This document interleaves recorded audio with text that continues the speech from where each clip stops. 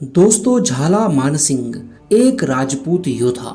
दोस्तों, ये वही झाला मानसिंह है जिन्होंने महाराणा प्रताप सिंह की जान बचाने के लिए अपनी जान दे दी थी। यह घटना हल्दी घाटी युद्ध की है, जब वीर शिरोमणि महाराणा प्रताप जी युद्ध में बुरी तरह से घायल हो चुके थे। उनका शूरवीर घोड़ा चेतक भी घायल हो चुका था। ऐसे में महाराणा प्रताप की सहायता करना बहुत ही जरूरी था, नहीं तो राजपूताना के स्वतंत्रता के सूरज को ग्रहण लग सकता था। हल्दी घाटी के इस धर्म युद्ध में महाराणा प्रताप और उनकी छोटी सी सेना ने दुश्मनों के छक्के छुड़ा दिए। हालांकि महाराणा प्रताप की सेना मुगलों की सेना की आधी भी नहीं थी। एक बार तो मुगल सेना के पैर युद्ध भूमि से उखड़ गए थे।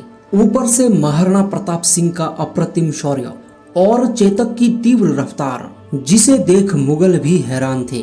ऐसे में मुगलों का एक सेनापति बहलोल खान महाराणा प्रताप के सामने आता है। वह बहुत ताकतवर और निर्दयी व्यक्ति था। महाराणा के साथ लड़ाई में बुरी तरह से पराजित हुआ। महाराणा प्रताप की तलवार के एक ही वार से घोड़े समेत दो भागों में विभाजित हुआ। मुगल सेना में भगदड़ मच गई। फिर मुगलों के प्रधान सेनापति मान सिंह और महाराणा प्रताप का आमना सामना हुआ। मान सिंह हाथी पर सवार था। चेतक ने अपने दोनों पैर उठाए और हाथी के मस्तक पर लगाए और अपने भाले से महाराणा प्रताप ने मान सिंह पर वार किया। मान सिंह तो बच गए, लेकिन उनका महावत मारा गया। चेतक ने जब हाथी के मस्तक से अपने पैर उतारे तो हाथी के सूंड में लगी तलवार से चेतक का एक पैर कट गया। राजपूत योद्धा भी एक एक कर वीर गति को प्राप्त होने लगी। दोस्तों, मुगल सेना की विशालता के कारण अब मुगल राजपूतों पर भारी पड़ने लगे। चेतक घायल था और महाराणा प्रताप भी बुरी तरह से घायल हो चुके थे।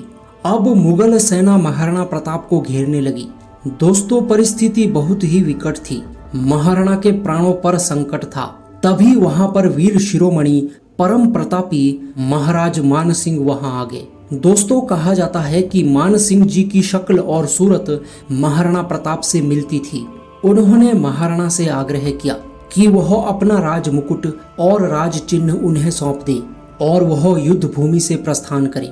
अगर वह युद्ध भूमि में वीर गति को प्राप्त हो जाते हैं तो मुगलों के विरुद्ध ये अभियान अधूरा रह जाएगा, क्योंकि उस समय केवल महाराणा प्रताप ही ऐसे थे जो मुगलों को चुनौती दे सकते थे।